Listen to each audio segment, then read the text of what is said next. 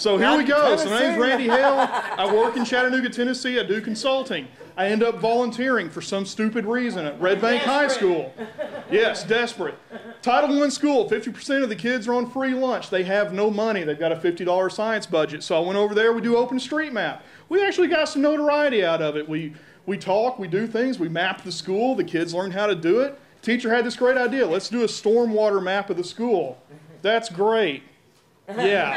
So I call up ESRI, help a brother out. They helped a brother out. They gave us a free lab. We got a free, like, 70-seat lab from Esri, and we installed them on the crappiest computers you've ever seen. I come to the school, and they've got a map laid out on the floor, and I go, what the hell? And they go, it's a map of the moon. I go, map of the moon? They printed out these maps from Moon Zoo. The kids were laying down on the floor, measuring the craters, getting diameters, determining age. I go, why don't we do this in GIS? And they go, we can collect more data. And you know, how hard can it be? These are the brightest kids in the school, right? That's what they said. These kids are really smart. Yeah. So, problems. We got the software. I forgot you had to download the stupid file. You don't get DVDs anymore. We spent 2 weeks tearing up the school looking for the software. We installed the software only to find out 15 of the computers had this stupid software called Deep Freeze on it. If you guys ever dealt with it, it erased all the installs. I called NASA. So anyway, I don't care about the moon. I really just want to make maps. It never hits my eye like a big pizza pie. The teacher knew a lot about the moon, didn't know squat about computers, and I would talk to NASA and they were useless. They had no answers. So we start digging. Did you know you can download data from the moon? You can download lunar imagery. It's great. Did you know you can bring it in ArcGIS? From the moon. It's great. We pulled it in. So the school had a server. They wouldn't let us use it because nobody knew how to use it. If we used the computers, you know, it would delete all our data. And the coach had 256 meg hard drives. So you go to LROC's site, you can't just pick out the images. They're all arranged by date. Who would have thought? Arrange them by date. Why not area?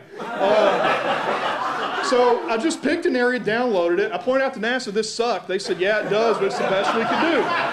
So 24 images on 24 USB drives, very small drives. They all get loaded. NASA had their own data format. I pulled up GDAL, as I incorrectly pronounce it for Sarah, and wrote some scripts, wrote the data. Teach the kids how to use ArcMap. If you guys can't use ArcTen, 12th graders can.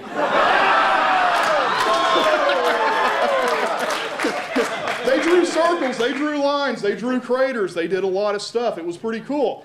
The one slow kid in the class asked if this would help him get a job at the fast food restaurant. I said, yes, it will. The teacher, I sent the teacher the Excel spreadsheet of all the craters. She printed them all out, blew up the laser printer in the school. So, I finally had to ask, why are we doing this? And essentially, they're looking to determine the age of the moon in that spot. They're going to look for titanium, moon colonies. We finally get our flying car, our jetpack.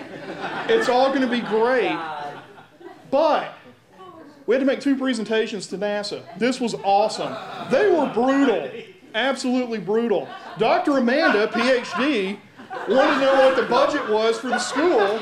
It was $0. She argued with the kids. I argued back.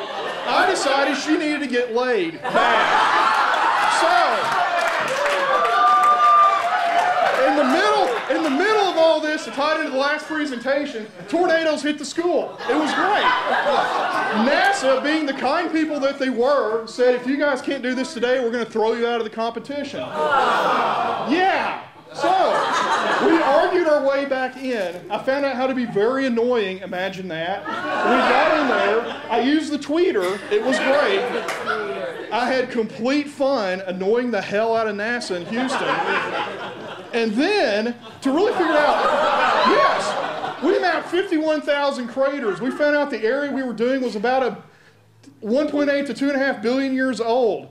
We covered 11,000, close to 12,000 square kilometers doing this mapping. It was awesome. And thank you, Dr. Amanda. Her critique was, many geologists do not use GIS in their science research. We came in 4th. Behind the slow kid, yeah. 4th, come on. So anyway, that was it.